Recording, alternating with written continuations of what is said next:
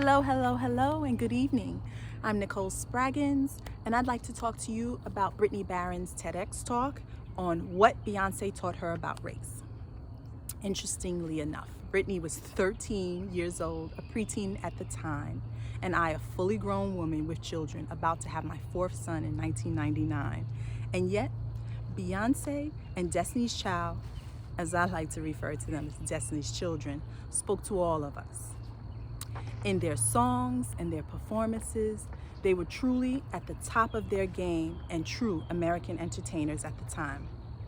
Like Brittany, as Beyoncé's popularity grew and her star power led to her name becoming a household name, there was just an undeniable connection to her fame, her celebrityism, not necessarily part of the Beehive, but I was a fan, admittedly. A fun fact: one Halloween when my boys were about 12, 9, 7, and 3, and they dressed up as ghosts, ninjas, a construction worker, and a teddy bear, I donned a Beyoncé outfit. Nothing too sexualized, more like Destiny's Child, say my name, blonde wig, jeans, and a top. Brittany brought up a very good point in what America's perception was about Beyoncé at the time. Pre-Super Bowl 2016, America saw Beyoncé as the bootylicious, single ladies songstress, and the militant mama they saw on February 6, 2016 at halftime wasn't exactly what America was used to. The backlash of her tribute to the Black Panther movement and the attention that she brought to police brutality in 2016 may have been subtle for some Black people, but to Americans overall, at the time in 2016, they were stunned. In hindsight, that performance may have been the prelude to what was to come in 2020, when the Black Lives Matter movement evoked after the death of George Floyd. The movement gave Americans a more polarized, in-your-face empowerment experience. In Brittany's TEDx talk, she talked about a social psychologist named Gladwell, and she talked about his 10,000-hour rule principle. The principal concept was that in order to be a subject expertise or just an expert, it takes about 10,000 hours, and in that amount of time of learning, your mind can only retain 30% of what you have done to become that expert. And that other 70%, it's the action of being an expert.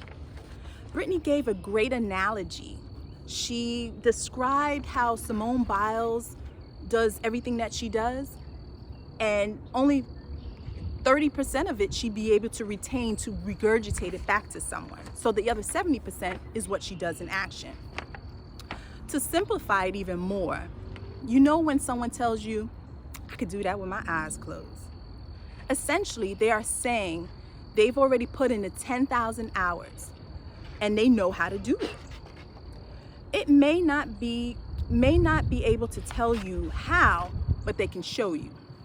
So how did Brittany relate this principle to race and what she learned about Beyoncé?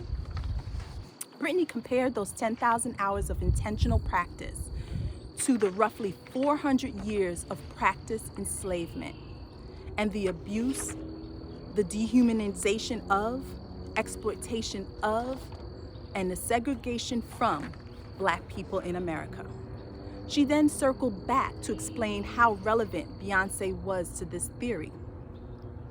Essentially, Beyoncé was a living stereotype to most Americans of Black women. She was sexy, sultry, sassy, and beautiful, as a lot of Americans see us Black women. When she showed that she can also be militant, vocal, and seen, that messed up quite a few Americans and their stereotypical image for so many. I have to admit, I got it. I love the 2016 Super Bowl performance. I am a Black woman. In order to move forward as Americans, according to Brittany, we must observe how we interact with one another. We must acknowledge our expectations, and what we must acknowledge is that our culture, our skin color. When people say, I don't see black, you should see black. You should see everything about us, our culture, our hair. You should see it all. And what we actually see, you can like it or not like it, but racism is not going to be a part of our America. I also love the Maya Angelou quote that Brittany referenced. Recognize that I am black.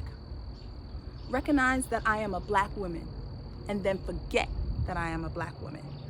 Brittany also suggests moving beyond racism and its intentional practices. We must all practice differently. I also loved her ending quote. In relation to Beyoncé, she said, "You can no longer have our bootylicious if you cannot understand our formation." Well, you go, Brittany. Very good TEDx talk. That's powerful, and thanks for listening.